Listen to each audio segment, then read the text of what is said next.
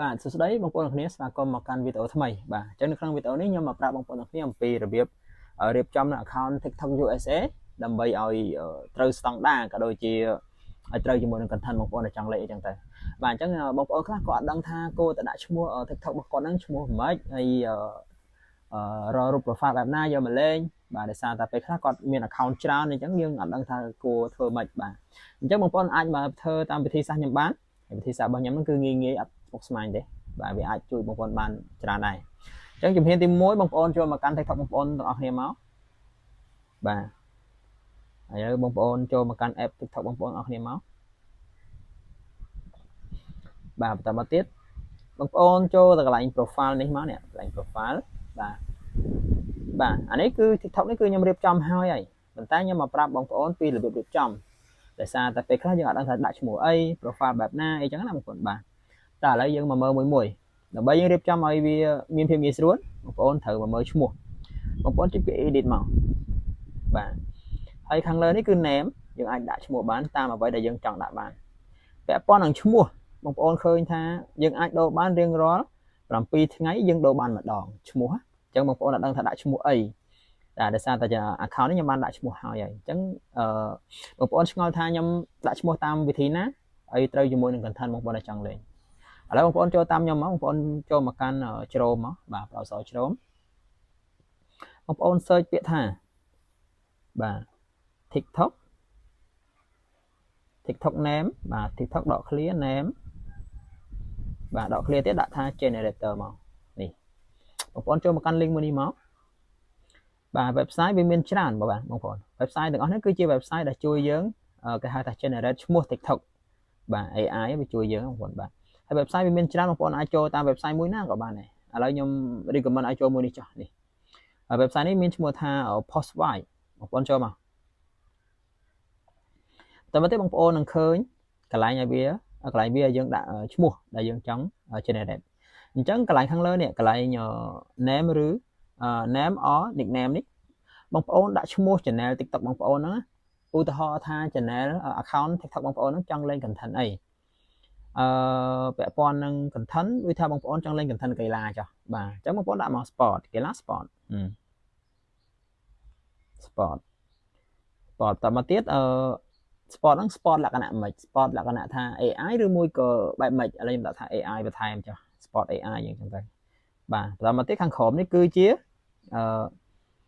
ពាក់ព័ន្ធជាមួយនឹង content បងប្អូនចង់ធ្វើនៅលើអីគេបាទ style content ចឹងណាបាទ TikTok បាទ TikTok បាទបន្តមកទៀតបងប្អូនដាក់មកsport បងប្អូនហ្នឹងនិយាយពី AI តែ AI ភាគច្រើនវាបែប apply ចឹងទៅបាទ apply យើងដាក់ funny ថែមមួយទៀតមកបាទតែប៉ុណ្្នឹងក៏បានដែរបងប្អូនហើយអានេះ optional ទេដាក់ក៏បានមិនដាក់ក៏បានតែយើងដាក់តែប៉ុណ្្នឹងក៏បានដែរបងប្អូនបាទហើយបងប្អូនចុចពាក្យថា generate name ខាងក្រោមមកបាទតែប៉ុណ្្នឹងទេបងប្អូនឃើញថាឈ្មោះច្រើនមែនតើដែលចេញជា list ឲ្យបងប្អូនធ្វើការរើសបងប្អូនឃើញអត់ងាយតែបងប្អូនមើលទៅតែឈ្មោះមួយណាបងប្អូនស្រឡាញ់ឲ្យពេញចិត្តយើង copy យកទៅដាក់ក្នុង TikTok យើងមក copy ឈ្មោះហ្នឹងយកមកដាក់ឡើង TikTok យើងមកហ្នឹងរបៀបយើងស្វែងរកឈ្មោះបើសិនបងប្អូនអត់ដឹងថាដាក់ឈ្មោះអី username ក៏ចឹងដែរបងប្អូន username ក៏ចឹងដែរបងប្អូនដាក់ឈ្មោះមួយណាដែលស្រឡាញ់ហើយដាក់ឈ្មោះខាងលើកន្លែង name មកកន្លែង username ដាក់ហ្នឹងដូចគ្នាមកបាទបន្តមកទៀតរូបភាព profile បាទដោយសារ profile នេះខ្ញុំបានរៀបចំហើយអញ្ចឹង content account នេះគឺខ្ញុំចង់លេង food ទេបើខ្ញុំដាក់ឈ្មោះពាក់ព័ន្ធនឹង food អញ្ចឹង content សំដៅ profile បងប្អូនអត់ដឹងថារករូបភាពណាឲ្យដាក់ជាមួយនឹង account បងប្អូនបានអញ្ចឹងបងប្អូនអាចធ្វើតាមវិធីសាស្ត្រខ្ញុំមួយទៀតមិញខ្ញុំលើកឧទាហរណ៍មិញcontent sport បាទខ្ញុំ copy ឈ្មោះអីហើយណាឥឡូវខ្ញុំទៅនិយាយពីរូបភាព profile ម្ដងបងប្អូនចូលមកកាន់ Gemini មកបាទដឹងអត់ទៅណាបាទនេះ Gemini បាទបងប្អូនចេះធ្វើរូបភាពតាម GPT Chat GPT ក៏ធ្វើទៅបាទចេះធ្វើតាម app អីក៏ធ្វើទៅប៉ុន្តែសម្រាប់ខ្ញុំចូលចិត្តប្រើជាមួយនឹង Gemini ដោយសារតែ Gemini វា create រូបភាពលឿនបាទបង្កើតរូបភាពលឿនអញ្ចឹងបងប្អូនចូលមកកាន់ Gemini ហើយបងប្អូនយកពាក្យថា create image មកបងប្អូនទៅសេតាមខ្ញុំក៏បានឬមួយបងប្អូនចេះទៅសេខ្លួនឯងក៏ទៅសេទៅបងប្អូនដាក់ថា create បាទ profile create profile TikTok បាទដាក់ចឹងមកហើយ off content បងប្អូនពាក់ព័ន្ធនឹងអីគេ sport អញ្ចឹងទៅសេ sport មកបាទ off sport បាទ ចឹងមានន័យថាឲ្យបង្កើតរូបភាព profile TikTok មួយពាក់ព័ន្ធនឹង sport ហ្នឹង sport អីគេ sport AI ឬក៏ sport football ឬក៏អីចឹងទៅញ៉ាំដាក់ sport AI ចាតែប៉ុណ្្នឹងក៏បានដែរបងប្អូនបាទហើយបងប្អូនជួយសិនមកឲ្យវាបង្កើតឲ្យមកបន្តមកទៅបងប្អូនរងចាំវាមក flat ទៅវានឹងបង្កើតរូបភាពឲ្យយើងហើយបាទបងប្អូនរងចាំទៅវាកំពុងតែ create ឲ្យយើងអូខេបងប្អូនឃើញថាឥឡូវវាត្រូវបាន create រូបភាព profile ឲ្យយើងបងប្អូនឃើញតែ aim របស់គេដែរมัน on ប្រហែលទេបងប្អូនឃើញរូបភាពមក aim ដែរបងប្អូនបាទអញ្ចឹងករណីថាបងប្អូនទៅថានេះបងប្អូនអត់ចង់បាន logo TikTok ក៏ដូចជាអក្សរនេះអក្សរ sport AI នេះអញ្ចឹងបងប្អូនអត់ចង់បានទេអញ្ចឹងបងប្អូនចង់ remove អាហ្នឹងចេញក៏បានដែរករណីបើសិនបងប្អូនចង់ remove អាហ្នឹងចេញបងប្អូនគ្រាន់តែបន្ថែមពាក្យខាងក្រោមនេះកន្លែង description យក image បងប្អូនគ្រាន់តែដាក់ថា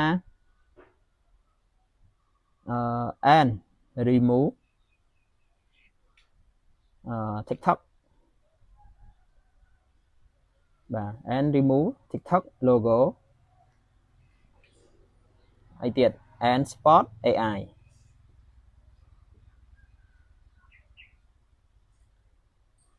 បាទ AI អញ្ចឹងមក AL ហើយមិន AI បាទដាក់តែប៉ុណ្្នឹងទៅយើងប្រាប់ថាឲ្យ remove យើងប្រាប់ AI ឲ្យ remove អា logo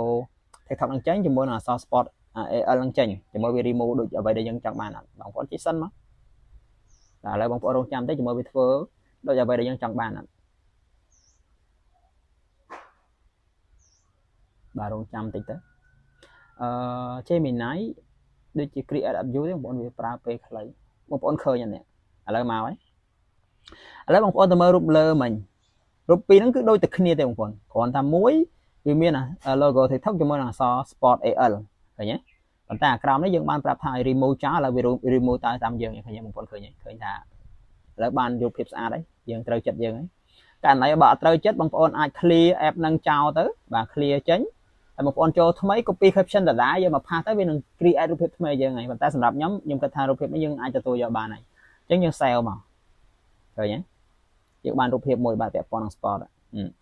អញ្ចឹងរូបភាពនេះយើងត្រូវធ្វើម៉េចបាទរូបភាពនេះយើងយកមកឆេងឬមួយយកមកដាក់ក្នុង account